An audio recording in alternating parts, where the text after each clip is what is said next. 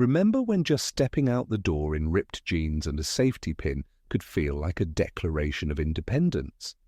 The raw energy of punk pulsed not just from speakers, but from every torn leather jacket, pierced ear, and shock of neon-colored hair that strutted through the streets.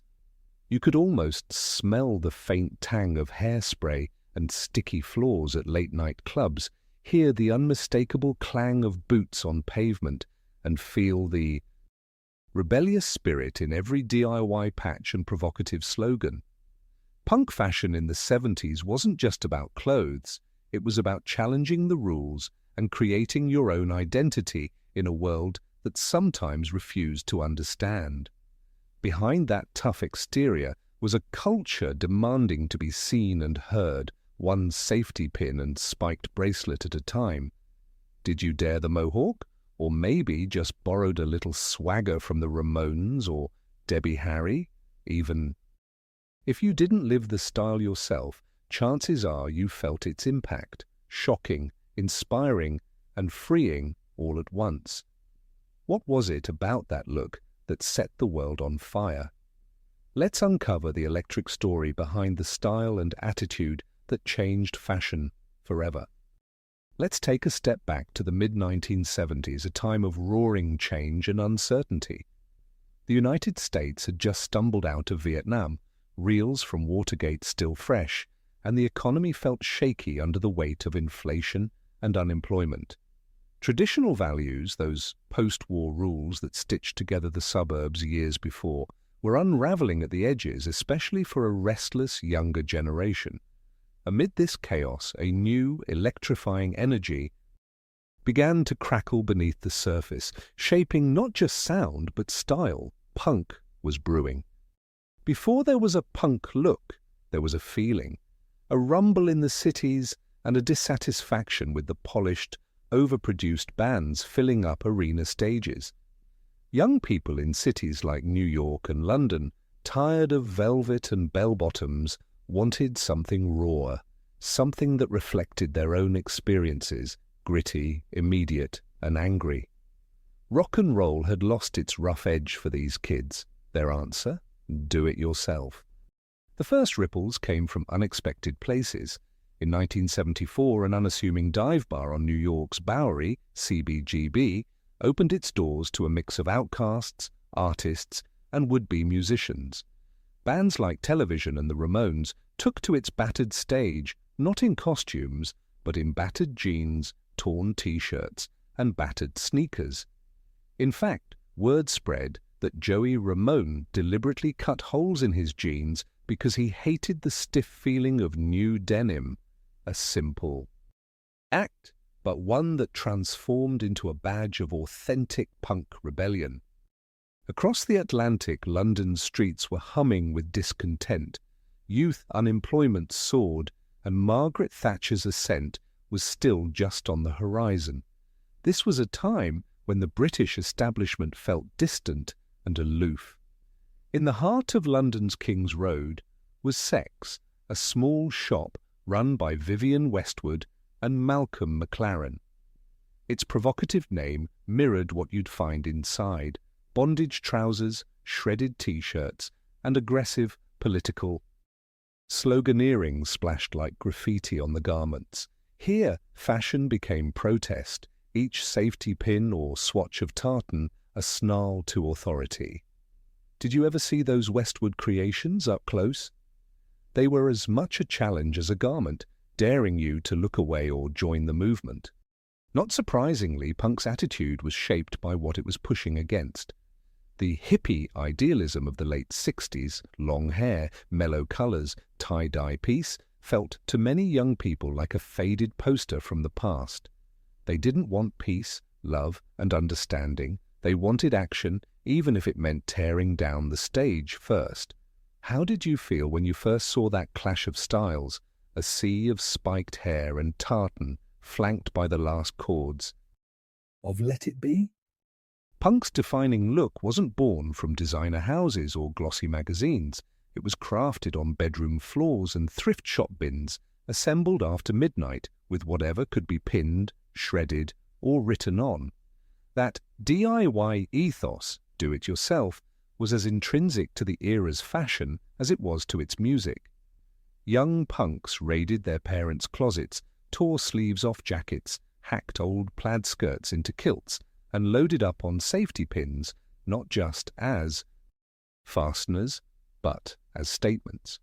The safety pin, legend has it, became a punk staple after a Sex Pistols fan used one to reattach a ripped shirt right before a gig. Who could have guessed that a humble safety pin would spark a movement? If you ever kept your jacket closed with a pin, you know that feeling firsthand. The first waves of punk style were as much about attitude as apparel. For every shocking leather jacket, there was a sneer and a stance, a way of walking down the street as if to say, "I don't care what you think." Iconic bands led the fashion parade, but followed their fans too.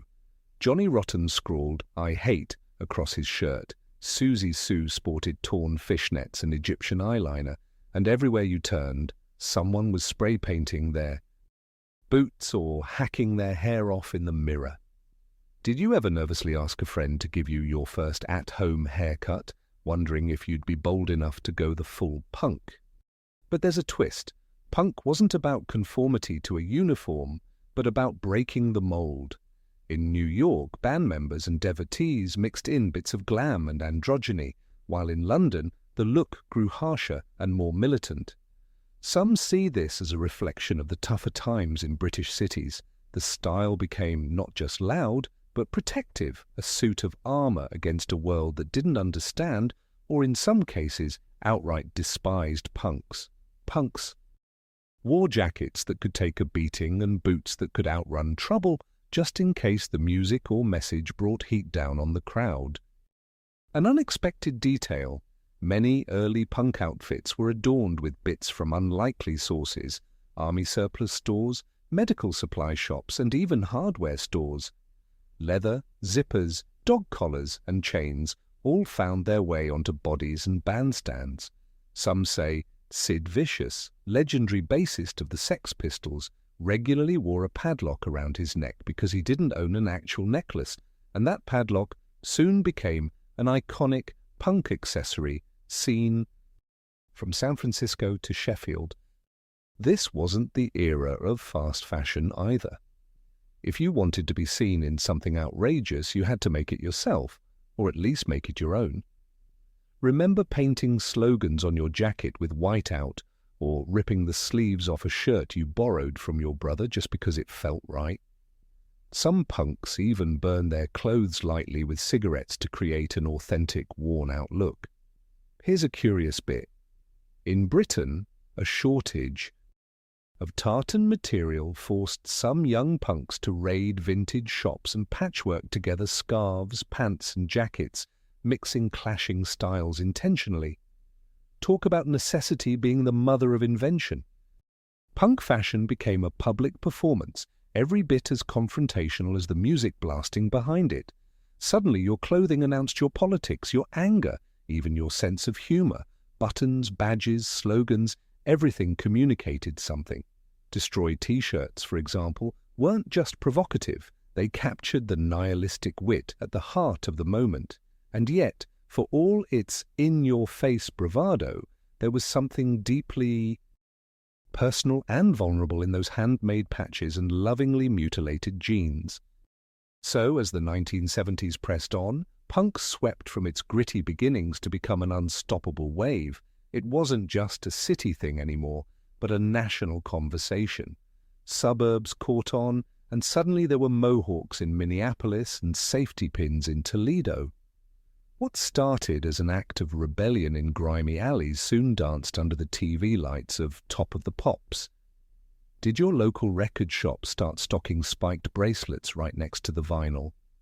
As punk music grew louder, so did the clothes. Each ripped seam, heavy chain, and scrawled slogan told the story of a generation that refused to be quiet. The next time you see a leather jacket bristling with studs or a tartan skirt paired with combat boots, remember, the seeds of that look were sown in an era of upheaval, stitched together by kids who just wanted to stand out and speak up, no matter the cost. But as the fashion took shape, it was technology, both humble and revolutionary, that helped punk explode from a handful of city blocks to a movement that left even fashion houses scrambling to keep up. Just how did those materials and methods give punk its bold, lasting look? That story comes next. As we look back on the explosive arrival of punk fashion in the 1970s, it's clear that it wasn't just about eye-catching clothes or shocking accessories. It was about a movement, a mindset, and a release of energy that had been building for years. We've recalled those first brave souls who stepped onto the streets in shredded T-shirts, mismatched patterns, and boots that looked like they'd been through a war.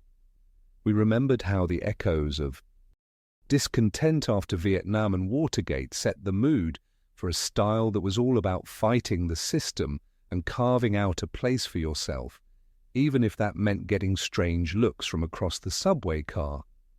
This wasn't fashion decided in glossy magazines or dictated from top designers. Instead, these looks came from raw creativity and the urge to stand out, that trusty DIY ethos, turning safety pins, patches, and torn fabric into personal armor. No two outfits were exactly alike, and that was the whole point. We touched on the roots in New York's gritty punk venues and London's King's Road, where Vivienne Westwood's shop became as iconic as any music venue. Stories of band members and fans using what little they had, a leftover dog collar, a torn piece of tartan, a bottle of bleach, reminded us that every detail had meaning. And then there were the slogans, bold, brash words splashed across backs and chests, unafraid to provoke conversation or outrage. Punk fashion pushed boundaries and made us question not just how we dressed, but why. At its core, punk style was never about uniformity. It was personal rebellion tailored to the individual. Whether you had the nerve to spike your hair sky high or found your own way to sneak a little punk into your daily life, a button here, a patch there, it was about expressing something inside you that simply couldn't be kept quiet. Even for those who watched from the sidelines, the sight of ripped jeans, colorful hair dye, and clashing patterns might have offered a little spark of excitement, a reminder that the world is always changing, always open to a new voice. How does it feel, looking back, to remember a time when you, or someone you knew, used every ripped seam and spiky accessory to shout a little bit louder to claim a spot in a noisy, crowded world? Maybe these memories remind us of a time when daring to be different felt like the bravest act of all. The legacy of punk fashion still surrounds us, popping up in unexpected places, in a flash of tartan, a rebellious pair of boots, or a young person's homemade T-shirt. It proves that the courage to express yourself, to challenge the rules and start conversations never goes out of style. Now, I'd love to hear from you. Were you one to tear up a pair of jeans and pierce your ear back in the day? Or did you watch the scene unfold from the edges? What was the boldest fashion risk you ever took? Share your stories and reflections in the comments below. Your memories are part of the fabric of this movement too. Don't forget to like this video and subscribe for more journeys through the unforgettable styles and stories that shaped a generation. And if you know someone who could use a good trip down memory lane, share this with them too. It's a conversation worth having. Until next time, keep the spirit alive. Never be afraid to wear your personality on your sleeve and let your true colors show, as loud and proud as a 1970s punk anthem.